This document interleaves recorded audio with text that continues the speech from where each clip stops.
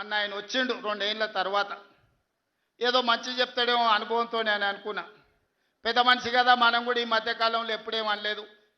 ఏదైతే మీకు చెప్పినో అంతకంటే ముందు నా మీద 181 కేసులు పెట్టిండు. చెంచల్గూడ చెర్లపల్లి జైల్లో బంధించాడు. ఎన్నో రకాలుగా సతాయించాడు. నన్నే కాదు నా కుటుంబాన్ని కూడా పట్టి పీడించాడు.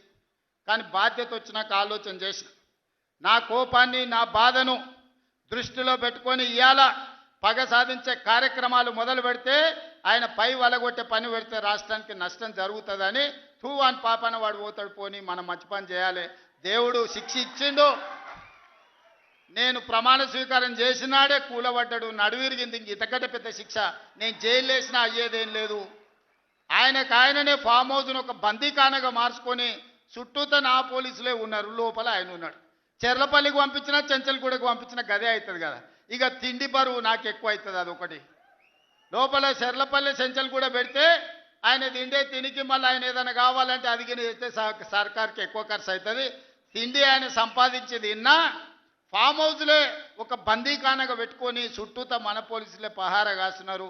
ఇక ఆయన చేసిన పాపాలకు ఆయననే పోతాడని ఊరుకున్నా. ఎప్పుడన్నా ఏమన్నా అన్నానా? ఎప్పుడన్నా ఏమన్నా అన్నానా? మీరు చెప్పురు. ఇక్కడ పాత్రికేయ మిత్రులు ఉన్నారు అందరు, నాకు కూడా దోస్తులే కదా వాళ్ళందరూ.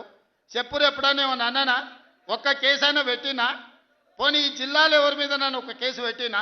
ఎన్ని పాపాలు చేసారు వాళ్ళ ఎమ్మెల్యేలు మంత్రులు మీకు తెలుసు కదా. ఎంతమంది ఆస్తులు గుంజుకున్నారు మీకు తెలుసు కదా. ఎవరినన్నా నేను కక్షతోనేమన్నా చేసినా? నేను ఒకటే అనుకున్నా, ఎవరి పాపానికి వాడు పోతాడు. మనం చూసినా చూడకపోయినా పైన దేవుడు ఉన్నాడు, పైనుంచి కిందికి చూస్తూనే ఉంటాడు. ఎవరిని లెక్క వానికి రాస్తూనే ఉంటాడు, ఎవరిని మిత్తి వానికి చెల్లిస్తూనే ఉంటాడని. ఆ మిత్తిలో భాగంగానే నేను ప్రమాణ స్వీకారం చేయడానికి పోయిన రోజే మంచం మీద నుంచి బోర్ల పడి మక్కెలు ఇరిగి మూలకు పడ్డాడు. ఇక ఆయన నిన్నొచ్చి పెద్ద మనిషిలాగా మంచి చెప్తాడేమో అనుకున్నా. తోలు తీస్తా అని అన్నాడు. తోలు తీస్తాడంటేనే ఇక నేను చెప్పదలుచుకున్నా, అయ్యేగా నా సంగతి వదులు కానీ మా సర్పంచులు వచ్చిండ్రు, రా ఏ తోలు తీస్తావురా? నీ తోలు తీసుడు కాదు, నిన్ను చీరి చింత కట్టి చింతమడకల ఏలాడేసి కొడతారో లేదో మా సర్పంచులు, రా కొడంగల్కి వస్తావా లేకపోతే మమ్మల్ని చింతమడకకు రమ్మంటావా? మా సర్పంచులను దోల్తా. సోయి లేని మాటలు, స్థాయి లేని విమర్శలు. ఒక్కటన్నా అక్కడికి వచ్చే మాట మాట్లాడిండా? 10 ఏళ్ళు నువ్వు పూర్తి చేస్తే, 10 ఏళ్ళు ఎస్ఎల్బి పూర్తి చేస్తే నల్గొండకు 4 లక్షల ఎకరాలకు నీళ్లు వచ్చేది. 10 ఏళ్ళు పాలమూరు రంగారెడ్డి పూర్తి చేస్తే పాలమూరు జిల్లాలో 10 లక్షల ఎకరాలకు వచ్చేది. కల్వకుర్తి పూర్తి చేస్తే 3.5 లక్షలకు వచ్చేది. భీమా పూర్తి చేస్తే 2 లక్షలకు వచ్చేది. కోయిల్ సాగర్ లేకపోతే ఏది చేసినా నెట్టంపాటు చేసినా, నా మక్తల్ నారాయణపేట కొడంగల్ పూర్తి చేస్తే 1.5 ఎకరాలకు మాకు నీళ్ళు వచ్చి ఇవాళ కందులు వండించి జొన్నలు వండించి కల్తీ కళ్ళు దాగి బతికే పరిస్థితి మాకెందుకు ఉంటుండే? మేము కూడా మీ లెక్కనే మంచిగా పంటలు వండించేటోళ్ళం, మంచి బట్టలు తొడుక్కునేటోళ్ళం. మేము కూడా మా పిల్లల్ని చదివించుకునేటోళ్ళం. 10 ఏళ్ళు పగబట్టి నారాయణపేట మక్తల్ ప్రాజెక్టును ఈనాడు పక్కన పెట్టి 69 జీవోను తుంగలో దొక్కితే ఊరూరు ఎత్తిపోతల పథకం కోసం మా కార్యకర్తలు ఈ ప్రాంత రైతులు ధర్నాలు చేయలేదా? పార్టీలకు అతీతంగా 69 జీవో కోసం కొట్లాడలేదా? నీ సొమ్మె ఏం పోయిందా? మాకు నీళ్ళు ఇవ్వాలంటే నీకు ఇంత కడుపు నొప్పా? నువ్వు మళ్ళీ బయటకు వచ్చి ఇవాళ ఆయన తోలు తీస్తా అంటు. తోలు నాది కాదు కానీ ఆ షేక్పేటలో మటన్ కొట్టు మస్తాన్ ఉంటాడు. ఆయన రోజు మేకలను కోసి మండి నడుపుతుంటాడు. ఆయన చెప్పిన కేసీఆర్ ఖాళీగా ఉన్నాడంటనే తోలు తీస్తాడంట. నీ మటన్ కొట్టు మస్తాన్ దగ్గర ఇంత నౌకరీ ఇయ్యండ్రి, ఇంత బోటో కూరనో పోయేటప్పుడు ఈయన బొక్కనో. ఎందుకంటే కోసిన వాళ్ళకు మామూలుగా తోలు తలకాయలు ఇస్తాం కదా మనం ఇంటికాడ దసరా పండుగ అప్పుడు. అవునా?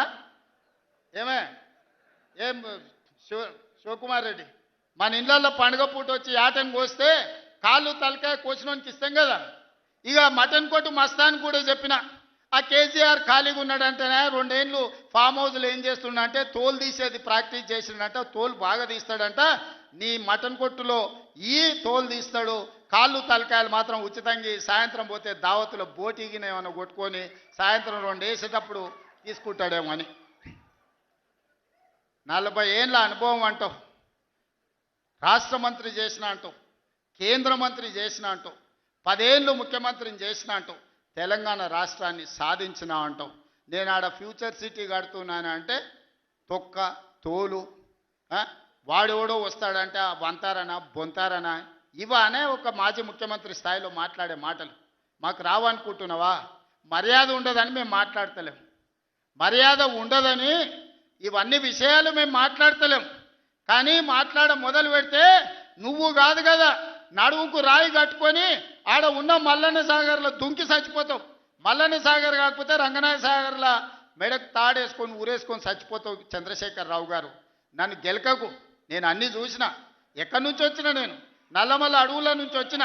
జడ్పీటీసీ గెలిచిన, ఎమ్మెల్సీ గెలిచిన, ఎమ్మెల్యే గెలిచిన, ఎంపీ గెలిచిన, తెలంగాణ రాష్ట్రానికి ముఖ్యమంత్రి అయినా అమాం బాపత్ గాని కాదు. అక్కడి నుంచి వచ్చి అమెరికాలో అంట్లుదోమ వస్తే అయ్య పేరు చెప్పి మంత్రి అయినోని కాదు. ఊర్లో దుక్కి దున్ని కష్టమంటే తెలిసి రైతుల నుంచి వచ్చినోని రైతు బిడ్డను. నాతోని తమాషాలు చేయకు. దుబాయ్ పాస్పోర్ట్ బ్రోకర్ల దందా చేయలే, రియల్ ఎస్టేట్ బ్రోకర్ దందా చేస్తుంది ప్రభుత్వం అంటున్నాడు.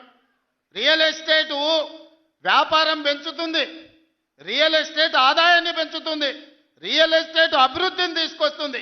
నీ కొడుకేమో హైదరాబాద్లో రియల్ ఎస్టేట్ వాడిపోయిందంటావు. నువ్వు వచ్చేమో ఈ ముఖ్యమంత్రి రియల్ ఎస్టేట్ దందా చేస్తున్నాడు అంటాడు. ఇదేమన్నా పాస్పోర్ట్ బ్రోకర్ల దందానా? నేను ఎవరినేం దుబాయ్కి పంపుతా అని మోసం చేయలే.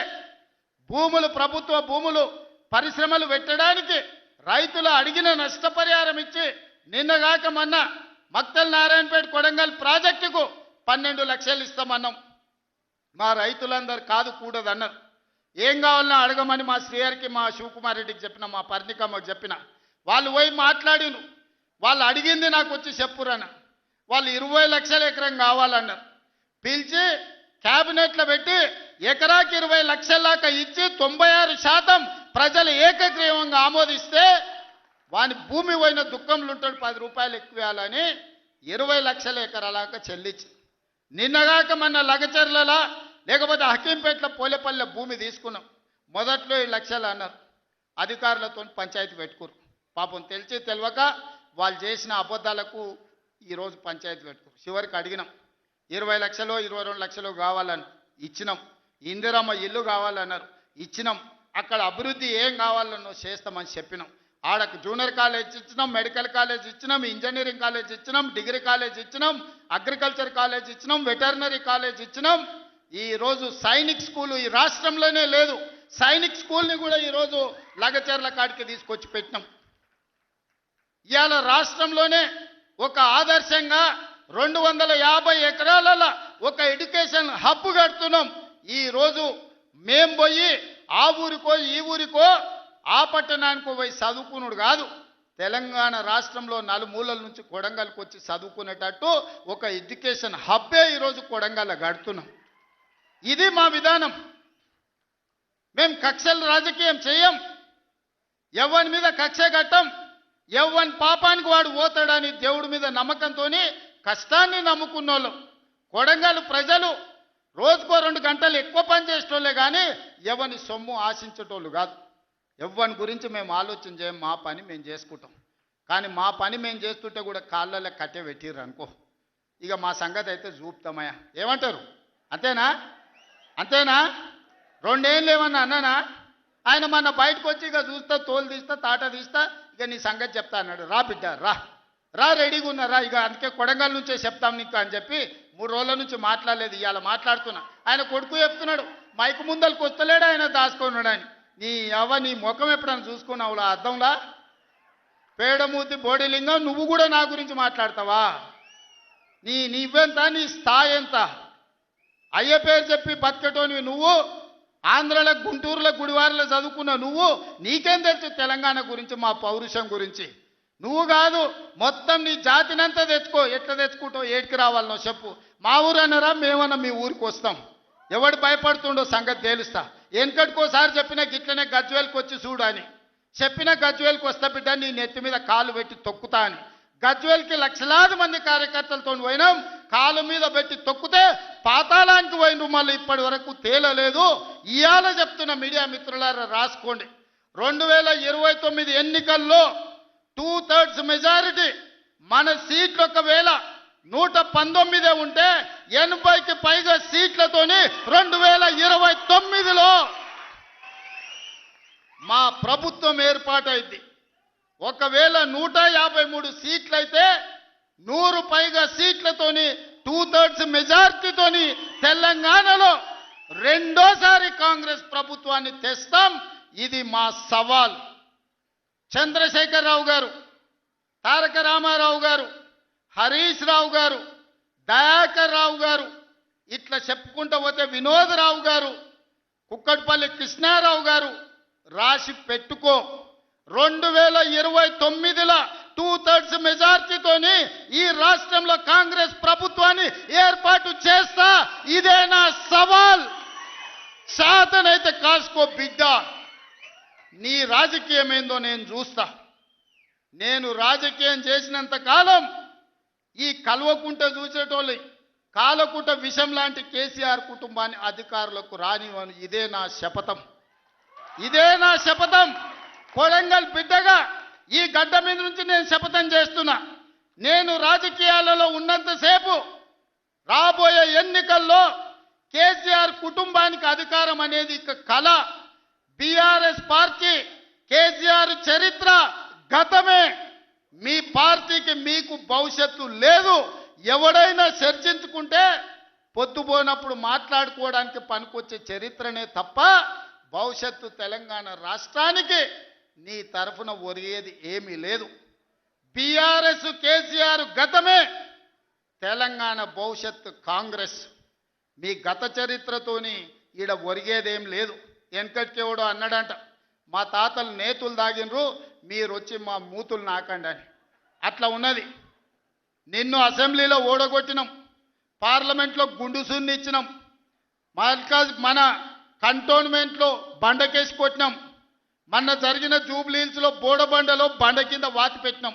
నిన్నగాక మొన్న జరిగిన సర్పంచులల్లా 12,726లో 8,335 సర్పంచులను గెలిపించుకున్నాం. సిగ్గు లేదు. ఇన్నిసార్లు ఓడగొట్టినా ఇంకా సిగ్గు లేకుండా బయటకు వచ్చి కింద పడ్డ పైకాలు నాదే అని వెనకటికి ఓడో అన్నాడట.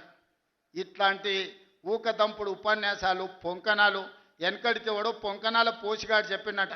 నాకున్నాయి 3 ఏట్లే కానీ 36 దొడ్లు ఉన్నాయని చెప్పిండట. ఇవన్నీ కళ్ళు కాంపౌండ్లో చెప్పుకోవడానికి బాగుంటాయి, కాలక్షేపం చేయడానికి. కళ్ళు కాంపౌండ్ మాటలు మాట్లాడకండి తండ్రి కొడుకులు. ఇవన్నీ మేము చూసినాం. శాతనైతే రాండి, ఏందో చెప్పు, దాని ప్రకారం చేద్దాం. 29లో తేల్చుకుందాం ఇవాళ చెప్తున్నా. కాబట్టి ఇప్పటికైనా చంద్రశేఖరరావు గారు, మీ వయసుకు గౌరవిస్తాం, మీ అనుభవానికి గౌరవిస్తాం. ప్రతిపక్ష నాయకుడు నీకు హోదా ఉన్నది. శాసనసభ సమావేశాలు ఏర్పాటు చేసినాం. 29 నుంచి చర్చలు రాబోతున్నాయి. 29 నాడు నువ్వు అడిగి ఎన్ని రోజులు సభ జరుపుదామో, నువ్వు అడిగినన్ని రోజులు అసెంబ్లీ నడిపిస్తా. నువ్వు చెప్పిన అన్ని చర్చ పెడదాం, ముఖాముఖి చర్చ చేద్దాం. వెనకంగా మాట్లాడు వెనక్కి కూర్పుడు కాదు. నీళ్ల మీద మాట్లాడతామా, నియామకాల మీద మాట్లాడతామా, నిధుల మీద మాట్లాడతామా, తెలంగాణలో జరిగిన అభివృద్ధి మీద మాట్లాడతామా, రైతు భరోసా మీద మాట్లాడతామా, రైతు రుణమాఫీ మీద మాట్లాడతామా, లేకపోతే ఆడబిడ్డలకు ఇచ్చిన ఉచిత బస్సు మీద మాట్లాడతామా, లేకపోతే నువ్వు ఏం కోరుకుంటావో చెప్పు, షాదీ ముబారక్ మీద మాట్లాడతామా, కళ్యాణ లక్ష్మి మీద మాట్లాడతామా, ఇందిరమ్మ ఇండ్ల మీద మాట్లాడతామా, దేని మీద మాట్లాడతామో చెప్పు, నేను సిద్ధంగా ఉన్నా. చర్చిద్దాం, దేశానికి ఆదర్శంగా నిలబడదాం, సమస్యల మీద మాట్లాడదాం, ఎవరు ఏం చేసినరో చెప్పుకునే అవకాశం కల్పిస్తాం. రాండి, మీరు మొహం చాటేసి ఫామ్ హౌస్లో పడుకొని మీరు ఖాళీగా ఉన్నప్పుడు పార్టీ ఆఫీసులు వచ్చి 10 మంది చెంచాలను పెట్టుకొని ఆ 10 మంది చెంచగాళ్ళ ముందల నువ్వు పొంకనాలు కొట్టుడు కాదు. నిజమైన చర్చ అసెంబ్లీలో చేద్దాం. ప్రజలు ఎన్నికలు ముగిసినాయి, అసెంబ్లీలో చర్చ చేయమని చెప్తారు. ఎవరు ఏం మాట్లాడతారో ప్రజలు వింటారు. విఘ్నులైన ప్రజలు తీర్మానం చేస్తారు. ఇలా సర్పంచులు అయిపోయినాయి, గ్రామ సభ పెట్టి సమస్యలు పరిష్కరించాల్సిన వాళ్ళు మళ్ళా సందు ఇల్లు తిరుగుతుందా అంటే ఏమన్నా అర్థం ఉందా? సర్పంచులారా మీరు చెప్పండి. ఇల్లు తిరిగినరు, ప్రజల దగ్గరకు పోయిరు, ప్రతి తలుపు తట్టినరు, ప్రతి గుండెకి చేరు, నమస్కారం పెట్టిరు, గెలిస్తే వాళ్ళు తీర్పిచ్చారు, మీరంతా సర్పంచులు అయ్యారు. గ్రామ సభ పెట్టి గ్రామ పంచాయతీలో మాట్లాడుకోవాలి, అంతేనా? వార్డు మెంబర్లు, ఉప సర్పంచ్, సర్పంచ్ కూర్చొని మాట్లాడుకొని ఏ సమస్యలున్నా పరిష్కరించుకుంటాం. అది ఇచ్చిపెట్టి మళ్ళీ ఎవడో పోరంబోకోడు ఇల్లు తిరుగుదాం రా అంటే పోతారా? ఇవాళ కేసీఆర్ కూడా గట్టే మాట్లాడుతుండు. ఈడ మాట్లాడదాం రావంటే రంగారెడ్డి జిల్లాలోటి, పాలమూరులోటి, నల్గొండలోటి ఆయన మీటింగులు పెడతాడంట. నువ్వు మీటింగులు పెట్టకపోతే సంతలో పోయి బర్రెలను కాసుకో, మేము వద్దంటున్నామా? మాదేం పోయింది? నీకు పొద్దు పోకపోతే మా కల్వకుర్తి సంతల్లో కొడంగల్ సంతల్లో ఇటకెళ్ళ మా ఎడ్ల సంతలు బొచ్చడు ఉన్నాయి. మత్తల్లో కూడా లేదు. పెబ్బేర్లో పెద్ద సంత ఉన్నది, పసల సంత. పోయి ఆడ పసల కాడ పోయి బర్రం కాసుకోపో, నేను వద్దంటున్నానా? నాదేం పోయింది? నీకు ఎట్లాగూ పని లేదు, ఖాళీగా ఉన్నావు పోయి ఆ పెబ్బేరు సంతలో బర్రెలు కాసుకోపో, బర్రెలు కొనుక్కోపో, నేను వద్దానన్నా. చర్చ చేయడానికి సభ ఉంది, అర్థవంతమైన చర్చలు చేద్దాం, తెలంగాణ ప్రజలకు వివరిద్దాం. అప్పుల మీద వివరిద్దామా, అభివృద్ధి మీద వివరిద్దామా, ఉద్యోగ నియామకాల మీద వివరిద్దామా, నీళ్ల మీద వివరిద్దామా, నువ్వు కట్టి కూలిన కాళేశ్వరం మీద మాట్లాడదామా, టెలిఫోన్ ట్యాపింగ్ మీద మాట్లాడదామా, సొంత బిడ్డనే ఇంటల్లుడు ఫోన్ని ట్యాపింగ్ చేసినోడు ఇంతకంటే సిగ్గులేనోడు ఉంటాడా అని వాళ్ళు చెప్తారు. ఓ పక్కన నేను 1 కోటి మంది ఆడబిడ్డలకు చీర పెడతా సారె పెడతా నేనంటే ఉన్నొక్క చెల్లెల్ని ఇంట్లోకి వెళ్ళి బయటకు వెళ్ళగొట్టిన వాడు ఆస్తిలో వాటా అయ్యేస్తుంది. గంత పనికిమాలినోడు, సొంత చెల్లెలకే చీర పెట్టలేనోడు, సొంత చెల్లెలకే పండుగ పూట బుక్కెడు బువ్వ పెట్టినోడు వాడు కూడా ఒక మనిషా? మా ఆడబిడ్డలను ఆలోచన చేయమని అంటున్నా. ఏం ఆశిస్తామమ్మ పుంటింటి కాడ మనం? చెప్పురి. మెట్టింటికి వచ్చిన తర్వాత పండుగ పూట ఇంత బుక్కెడు పువ్వు పెడతాడు, మా అన్ననో తమ్ముడో ఉంటే చీర పెడతాడు, ఇంటి ఆయన ముందర ఇజ్జత్ పోకుండా ఉండని కానీ కోరుకుంటాం. గంతేనా? వాళ్ళ ఆస్తి అడుగుతామా? ఆడపిల్లలు మీరు సగం మంది సర్పంచులు ఉన్నారు కదమ్మా, ఆడపిల్లలారా మీరు చెప్పండి. పుట్టింటి గౌరవం నిలబెట్టడానికైనా ప్రయత్నం చేస్తారు కదా మీరు మీ అత్తగారింటి కాడ. వాళ్ళ ముందర మీకు ఇజ్జత్ లేకుండా పండుగ పూట తల్లిదండ్రులు వాడు అన్ననో తమ్ముడో ఉంటే పండుగకి ఇంటికి కూడా విలువకపోతే మీ అత్తగారి ఇంటి కాడ పక్కింటి కాడ తోటికోడల ముందర ఇజ్జత్ పోతుంది. అమ్మ గిత్త కంటే అవమానం ఉంటుందా? ఓ పిలిచో సారి చీర పెట్టకపోయినా మీరే కూడా పెట్టుకుని ఉంటే వానికి ఇచ్చో చీర కొని నువ్వు పెట్టినట్టు అని చేయరా అంటాం. పుట్టింటి ఇజ్జత్ ఎవరని తీస్తారా? ఏ ఆడబిడ్డనైనా తెలంగాణలో ఉన్న ఆడబిడ్డ ఎవరైనా ఎంత కష్టమని ఉండని, ఎంత నష్టమని ఉండని, పుట్టింటి ఇజ్జత్ నిలబెట్టడానికైనా ప్రయత్నం చేస్తుంది కదా. మీరు అందరు కూడా తెలంగాణ ఆడబిడ్డలే కదా. ఇవాళ ఇంతో అంతో తండ్రి గాలికి సంపాదించిన దాంట్లో వాటా ఇవ్వాల్సి వస్తుందని మెడలు పట్టి దొబ్బితీవి నీ సొంత చెల్లెలు. నీ సొంత చెల్లెలకే సమాధానం చెప్పలోని ఆయన నాకు సవాలు ఇసురుతున్నాడు. ఈ అవ్వ లాగులో తొండలు ఇచ్చి కొత్త బిడ్డ నేను అనుకుంటున్నావేమో. నా సంగతి ఇంకా తెలియదు. మీ నాయనని అడిగి ఇంటికి వచ్చి చెప్తాడు. అమెరికాలో బాత్రూమ్లు అడిగినట్టు అనుకుంటున్నావు నాతో మాట్లాడు అంటే, నేనేదో మార్చుకుంటుండే పోని ఆవుల పోరోడు గాలికి తిరిగేటోడి గాలికి అంతో నాకెందుకని ఇవన్నీ వేషాలు. ఇంకా ఆ పక్కలో ఒక నలికుట్లోడు ఉంటాడు, 6 అడుగులు ఉన్నా అనుకుంటాడు, ఆ తలకాయ ఎక్కడుందో నాకు తెలియదు.